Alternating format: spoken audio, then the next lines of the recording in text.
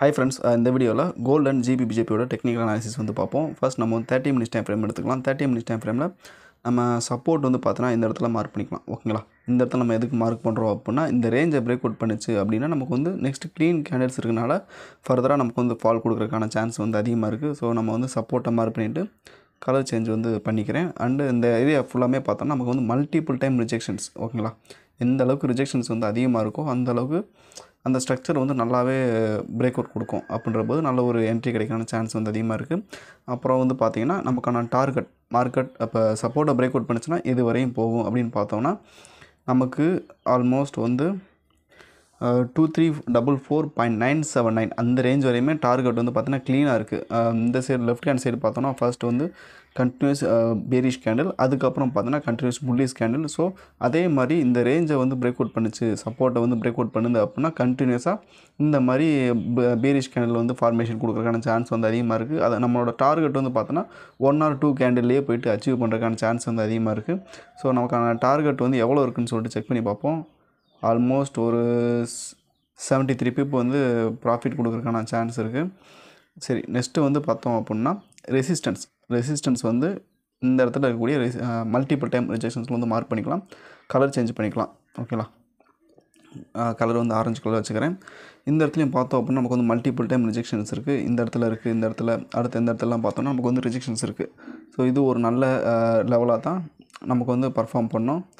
நமக்கு வந்து என்ன பண்ணிக்கலாம்னா இதையும் நம்ம வந்து ஒரு ஜோன்ஸ் மாதிரி மார்க் பண்ணிக்கலாம். ஜோன்ஸ் மாதிரி எதுக்கு மார்க் பண்ணுறோன்னா கிளியரான பிரேக் அவுட் வந்து எடுக்கிறதுக்காக தான். ஓகேங்களா? சில இடத்துல விக் இருக்குது, சில இடத்துல விக் இல்லாமல் இருக்குது. ஸோ அந்த மாதிரி இருக்கும்போது நம்ம அந்த மாதிரி ஜோன்ஸ் மாதிரி மார்க் பண்ணிட்டோம் அப்படின்னா நமக்கு வந்து கிளியராக நமக்கு வந்து தெரிய வரும். கேண்டில் வந்து இந்த அந்த ஏரியா வந்து பிரேக் அவுட் பண்ணிருச்சு அப்படின்ற மாதிரி. ஸோ அந்த ஏரியாவுக்குள்ளேயே இருக்குது அப்படின்னா அந்த என்ட்ரி எடுக்க வேணாம், எந்த ஒரு என்ட்ரியும்.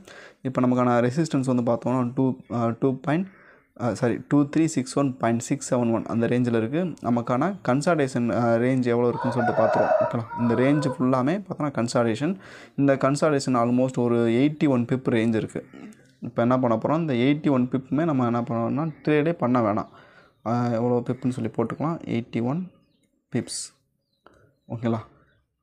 இதுக்கு இடையில எந்த ஒரு ட்ரேடுமே எடுக்க வேணாம்.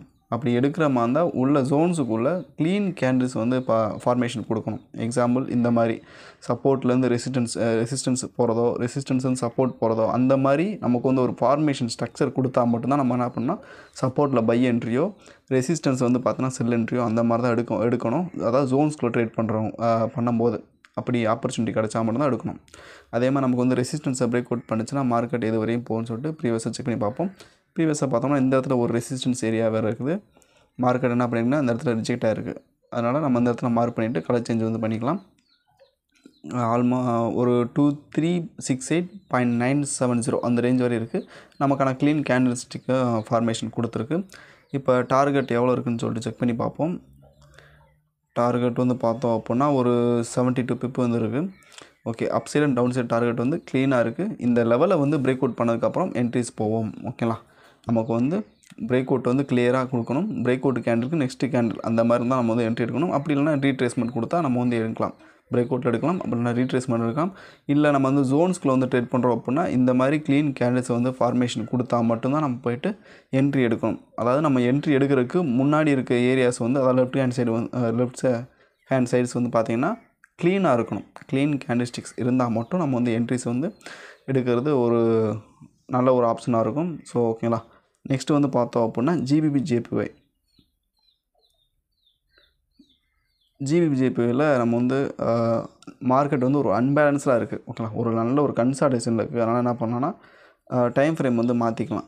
1 hour டைம் ஃப்ரேம்னு அதே மாதிரி தான் இருக்குது. 4 hour டைம் ஃப்ரேம் எடுத்துக்குவோம். 4 hour டைம் ஃப்ரேம் பார்த்தோம் நமக்கு வந்து க்ளீனாக லெவல்ஸ் வந்து மார்க் பண்ணிக்கலாம்.